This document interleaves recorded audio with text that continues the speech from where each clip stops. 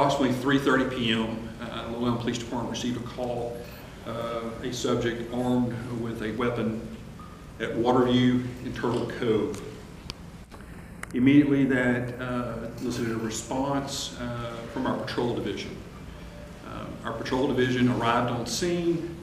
Once on scene, they did make contact with the subject in the backyard of a particular residence. He was armed with some type of long gun. They tried to speak to him. He immediately fled inside the house.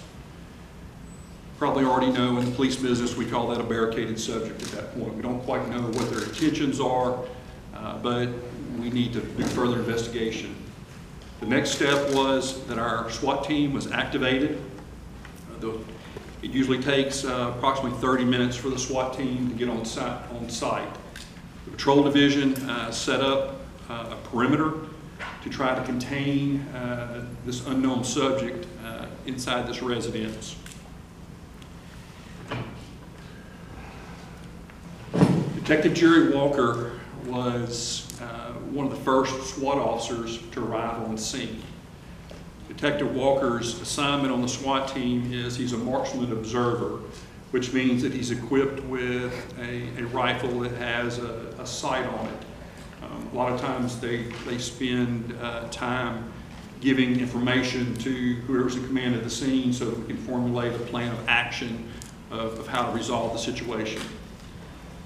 Detective Walker was given instructions on a location to set up his observation point. It took him some time to work to that location because we did not know where the subject was inside the residence in question. Once Detective Walker arrived at his particular observation point, he joined another patrol officer that was part of the perimeter unit that was already at that location. This was at the intersection that we've already mentioned of Turtle Cove and Waterview. At approximately 4 p.m., a shot was fired from inside the residence, which struck in the intersection that I had mentioned. I immediately called Detective Walker and asked Detective Walker via the radio if he could tell where the actual round was fired from inside the residence. Moments later, Detective Walker responded to me, I think, that he's shooting at us, and then a hail of gunfire came from inside the residence in the direction of Detective Walker and our patrol officer. Detective Walker immediately fell to the ground. Our officers that were on scene, 2 officers on scene, immediately returned fire into the house. The whole incident was less than a minute from the time the first round was fired to the time that the shooting was over with.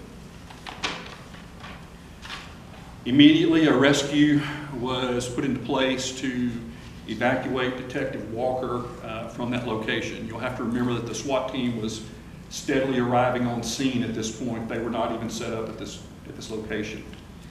We do have 2 paramedics that are assigned to the SWAT team.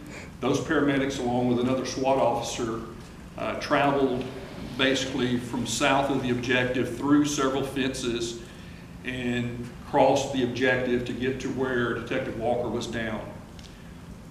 One of the patrol officers that was involved in the shooting, got inside his Tahoe, his marked patrol unit, and drove it and placed it between Detective Walker and the ones that were trying to rescue him. They immediately loaded him into that vehicle, and then he was removed from the scene for advanced life support.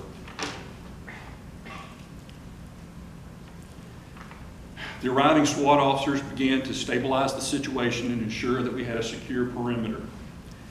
At that point, knowing that we had an officer down situation, I immediately called for mutual aid from the Denton County Sheriff's Office and the Frisco Police Department. Within the hour, the scene was released to the Sheriff's Office to resolve the active shooter situation. Several hours, and I'm shooting from the hip on this, but it was several hours into the situation, we found out that there was an elderly female inside the house that we didn't know anything about. The sheriff's office took steps to rescue this female. She was rescued by removing her from the back side of the house, which allowed them to create an opening in the front side of the house where they're able to deploy a robot.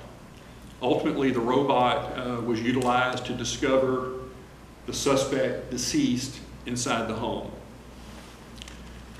Once it was confirmed that he was deceased, the scene was turned over to the Texas Rangers, which is standard protocol that we utilize when we have an officer-involved shooting.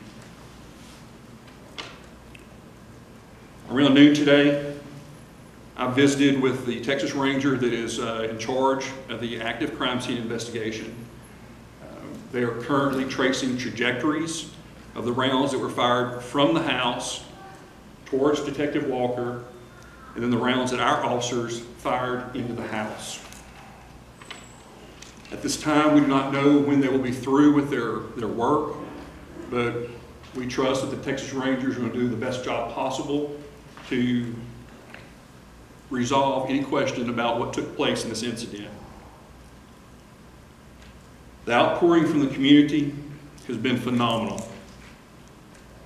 Frisco police officers have been here to assist us, the county sheriff's office. Our intentions are that our police department will be back on duty at 6:30 a.m. tomorrow to resume our regular responsibilities. We've had many questions about arrangements, anything that the community could do to help Officer Walker's family. We are currently working with the family to line out arrangements as far as services. At this time, they're pending. There has been a fund established by Capital One Bank, 2821 East El Dorado Parkway, reference to the Jerry Walker Fund, if anyone is interested in supporting Officer or Detective Walker's family.